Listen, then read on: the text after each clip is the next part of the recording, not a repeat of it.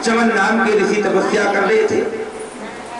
उनके शरीर पर दीमक लग गई थी, ऐसे ऋषिवर थे। केवल आंखों के सामने दो गड्ढे दिखलाई दे रहे थे। सुकन्या ने कौतूहलवश और जाकर के तिनका लेकर ऋषि की दोनों आंखों में चुभाया। चमन ऋषि क्रोधित हो गए, सारी सेना भयभीत हो गई और ऋषि को प्रणाम कर क्षमा याचना की। चमन ऋषि को अंधे हो गए। राजा को इच्छा न होते हुए भी अपनी पुत्री सुकन्या का पारिग्रहण संस्कार चमन ऋषि के साथ करवा दिया। ये रघुकुल के पुत्री है जिनका नाम है सुकन्या। सुकन्या अपने पति को बहुत सेवा करने लगी। अश्री कुमारों ने चमन ऋषि की आंखों को ठीक बना दिया। अश्री कुमारों को पुकारा तो अश्री कुमार आए देवताओं के भेद। उन्होंने कहा महाराज हम आपकी आंखें तो सही कर देंगे, लेकिन आपको एक कार्य करना पड़ेगा कि हमें देवता लोग भोजन नहीं देते, अपनी पंगत में नहीं बैठाते, कहते हो तुम भेद हो जाओ, दूर बैठ जाओ। तो महाराज आप अगर हमें उस पंक्ति में बैठा दोगे तो आपकी आंखें एक शरीर नए होकर बना देंगी। तो उन्होंने उनकी बात मान ली और चमन ऋषि ने और जाकर के अपने शरीर को सुंदर बना जानकर देवता इंद्र आए। उन्होंने वज्र डाला जैसे ही तो चमन ऋषि ने उनको वहीं पर तपोबल से रोक दिया। अब तो इंद्र बार बार पुकारने लगा, भगवान मुझे बचा लो, मुझे बचा लो। तो चमन ऋषि ने कहा कि पहले इन और जाकर के अपने वेदों को, अश्विनी कुमारों को अपनी पंगत में बैठाकर भोजन कराना, तो तुम्हारा हाथ सही हो सकता है, नहीं तो नहीं होगा। वो कहने लगे महाराज हम आपकी हर आज्ञा का पालन करेंगे। सुकन्या ने अपने पति की बहुत सेवा की। सूर्यवंश में एक और प्रतापी राजा हुए नमक, और नमक के हुए नाभाग, और नाभाग के हुए अम्बरीश ऋषि। इतनी बड़ी पृथ्वी के सम्राट होकर के अम्बरीश के मन में जरा भी अभिमान नहीं था। साल भर आने वाली प्रत्येक एकादशी को और जाकर के अम्बरीश ऋषि निर्जला रहा करते थे। मनुष्य मार्च को एकादशी का व्रत जरूर करना चाहिए। एकादशी व्रत करना हमारा धर्म है। धार्मिक नीति से भी एकादशी का व्रत करना अनिवार्य है और शारीरिक स्वस्थता के लिए एकादशी अत्यंत आवश्यक है। महीने में 2 बार जाकर के एकादशी होती है। तो अम्बरीश महाराज एकादशी का व्रत और जाकर निराहार निर्जल रहकर के करते थे और दूसरे दिन एक संत महात्मा को भोजन करा देते। इसके बाद वह जाकर पान करते थे। एक बार राजा महाराज अम्बरीश को एकादशी का व्रत रखा। दूसरे दिन प्रातः काल उनके यहाँ दुर्वासा ऋषि आ गए। दुर्वासा ऋषि आए। अम्बरीश ऋषि ने सोचा कितने अहोभाग्य हमारे कि आज द्वादशी के दिन और महाराज पधार गए। कहा महाराज हम आपसे प्रार्थना करते चाहते हैं कि हमारे घर आज द्वादशी का व्रत परायण आप घर पर कर। तो दुर्वासा जी कहने लगे कि हे महाराज हम अभी जाकर गंगा स्नान करके आते हैं। तो स्नान करने चले गए। स्नान करने गए। कभी कभी क्या होता है कि द्वादशी के बाद त्रयोदशी लगने वाली यानी 13। अब राजा यहाँ पर विचार करें कि त्रयोदशी लगने वाली है, अगर व्रत का पालन नहीं करते, कुछ खाते नहीं, तो व्रत का नियम भंग होता है। ऐसा सोच करके अम्बरीश ऋषि ब्राह्मणों के पास गए कि महाराज आप कोई उपाय बताएं, क्योंकि मैंने संत को निमंत्रण दे दिया और संत अभी तक आए नहीं, अब क्या करना चाहिए। तो ब्राह्मणों ने कहा कि हे राजन आप ऐसा करो कि भगवान के जो चरणामृत है, चरणामृत का पान कर लो और चरणामृत का पान करने से तुम्हारे व्रत का पारायण भी हो जाएगा और सातवें और रिसीवर का अपमान भी नहीं होगा। जाकर के, क्योंकि संत को भोजन कराए बिना भोजन तो नहीं कर पाओगे। अब चरणामृत पान किया, भले ही वो दुर्वासा से आ गए, जैसे चरणामृत का पान करने लगे तो उसी समय और दुर्वासा ऋषि आ जाते हैं। दुर्वासा आंखों में तेज सुर लेकर बोले कि बिना हमारी आज्ञा के तुमने जल भी पान कर लिया। कैसे पान किया? राजा ने क्षमा मांगी, लेकिन दूरवासी ने क्रोध में आकर के अपने सिर पर एक जटा उखाड़कर जमीन पर पटक दी। दुर्वासा ऋषि ने और अपनी जटाओं को पटका तो एक राक्षसी वहां पर प्रकट हो जाती है। अम्बरीश महाराज को मारने के लिए दौड़ी। अम्बरीश ने हाथ जोड़कर कहा, यदि मैं अपराधी हूं तो मुझे मार दिया जाए, मुझे कोई चिंता नहीं। लेकिन भगवान का सुदर्शन चक्र आया और कृत्या को जला करके सब कर दिया। भगवान के भक्त थे अम्बरीश। उसी समय और जाकर के उनको भस्म किया और सुदर्शन चक्र दुर्वासा ऋषि के पीछे लग गए। अब तो दुर्वासा ऋषि भागे और जाकर शिव जी के पास गए। शिव जी भी अस्मृता दिखा दी। नारायण प्रभु के भक्त अपराधी को मैं नहीं बचा सकता, लेकिन जिन नारायण के भक्त का तुमने अपराध किया है उन नारायण की शरण में जाओगे तो शायद तुम्हें क्षमा याचना मिल जाएगी। तो अम्बरीश ऋषि और उसी समय दुर्वासा जी तोड़ करके भगवान के चरणों में गिर पड़े कि प्रभु मुझे बचा लीजिए, प्रभु मेरी रक्षा करो, आप और सुदर्शन चक्र मुझे भस्म कर डालेगा। लेकिन मेरे प्रभु को अम्बरीश की याद आ गई और बोले, अहम भक्तापाधीनम सुसंतो तुजा साधिकृष्टोयम हृदयो भक्तेभ्यं नम जना प्रिया। भगवान कहने लगे कि अम्बरीश ऋषि जो भगवान के इतने भक्त हैं, हे दुर्वासा जी, हम तो भक्तों के अधीन रहते हैं, हम अपने अधीन नहीं हैं। तुम बचना चाहते हो तो जाओ हमारे परम भक्त अम्बरीश के पास जाओ। अगर उन्होंने बचा लिया तो बच जाओगे, नहीं तो तुम्हें बचाने वाला तीनों लोगों में कोई नहीं है।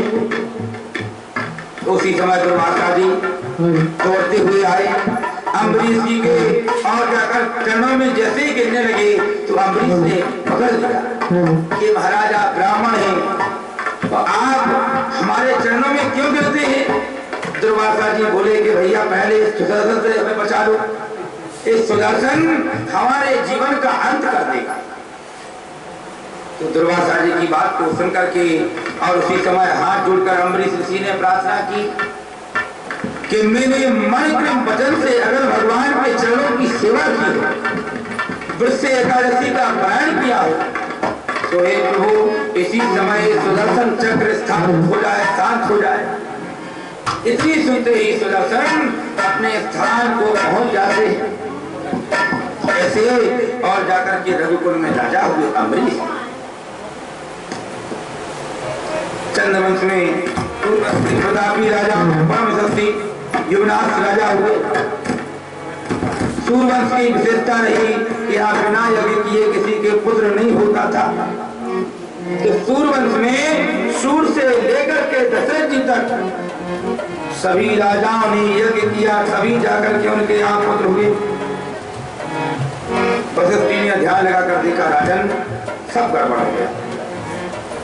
एक राजन ने यज्ञ कराई और राजा ने उस यज्ञ का जल पूरा पी लिया।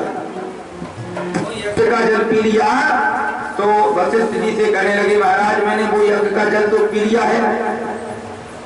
वशिष्ठ जी ने कहा कि अगर यज्ञ का जल पिया तो अब तुम ही जाकर के तुम्हारे ही पेट से पुत्र होगा, क्योंकि जो मस्तक की शक्ति है वो आपने पूरी पी ली। तो राजा ने विचार किया, युवनाथ राजा ने ही यज्ञ किया और यज्ञ का जल पी लिया और रात्रि में प्यास लगने के लिए कहा, महाराज मैंने वो जल पी लिया था। राजा ने पूछा तो महाराज क्या होगा? वशिष्ठ जी बोले राजा अब तो आपके ही पुत्र होगा। राजा के मन में बड़ी भारी चिंता हुई। राजा के पेट को चीर करके बालक को बाहर निकाला, इसलिए और चिंता वो बालक दूध किसका पिए? तो सूरज से इंद्र आए और अपनी तर्जनी अंगुली बच्चों के मुंह में लगा अमृत पान करा दिया और बालक का नाम मानधाता, वही उन्हीं का नाम है मानधाता। मानधाता के पुत्र मुक्तचंद हुए जो तपस्वी हुए, जिनको भगवान श्री कृष्ण ने मुक्ति दिलाई थी। इन्हीं मानधाता महाराज के वंश में और आगे चल करके त्रिव्य हुए, त्रिशंकु हुए, महाराज हरिश्चंद्र हुए, जिन्होंने सत्य के पालन के लिए अपने सर्वेश्वर का बलिदान कर दिया। इसी वंश में आगे चलकर एक परम विचित्र राजा हुए बाहु। बड़ी रानी को यज्ञ द्वारा आमंत्रित चलू खिलाया और गर्भ में बालक आ गया, लेकिन अन्य रानियों ने ईर्ष्यावश बड़ी रानी को जहर खिला दिया।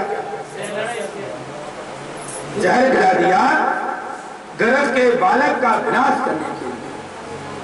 गुरु वशिष्ठ जी ने अपनी मंत्र शक्ति से और बालक को मरने नहीं दिया, बल्कि बालक ने जब जन्म लिया तो जहर उसके समीप रखे होने से उसका नाम सगर पड़ गया।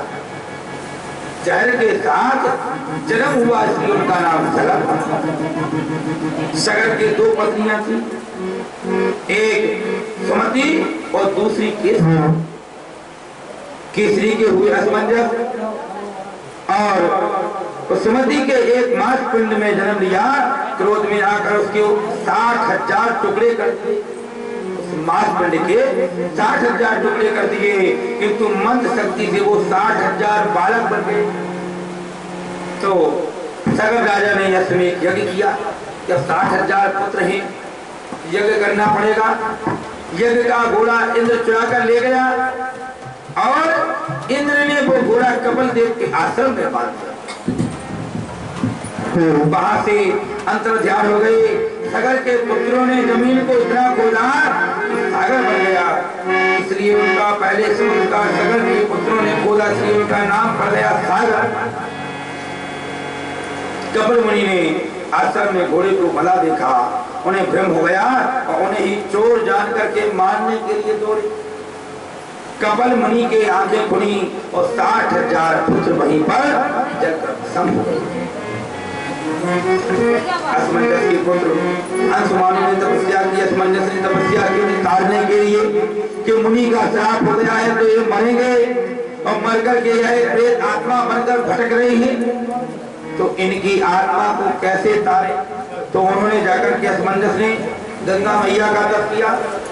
इसके बाद अंशुमान ने तपस्या की। महात्मा कपिल ने कहा भगवान वामन के चरणों से प्रकट जो गंगा है, यदि उस गंगा के जल का स्पर्श हो जाए तो मुक्ति मिल जाएगी। इस प्रकार और गंगा जी ब्रह्मा जी की कमंडल से गिर करके और भागीरथ की तपस्या से आई, ध्रुवलोक में आई, फिर सप्तऋषि मंडल में आई, बाद से शिव जी के लोक में आई और शंकर भगवान ने 1 वर्ष तक गंगा जी को अपनी जटा में रख लिया। ऐसे परम भोलेनाथ भगवान ने और जाकर के फिर से यज्ञ हवन करने के पश्चात भागीरथ ने भगवान शंकर जी की तपस्या की कि महाराज गंगा जी को दो दीजिए। तो गंगा जी और पराक्रमी भागीरथ के वंश में राजा कृतवान हुए और भागीरथ के नाम से प्रकट हुई, इसलिए से गंगा महारानी को भागीरथी कहा गया। बोले गंगा मैया की। और खरवान हुए, प्रतिगागु रघु हुए और रघु वंश के नाम से ही प्रसिद्ध है। महाराज दशरथ के परम तपस्वी ऋषि पराक्रमी थे और उनकी 3 रानियां थी। तीनों रानियों के कोई संतान नहीं थी। वशिष्ठ जी ने और यज्ञ करवा करके तीनों को और खीर का सेवन करने के लिए कहा।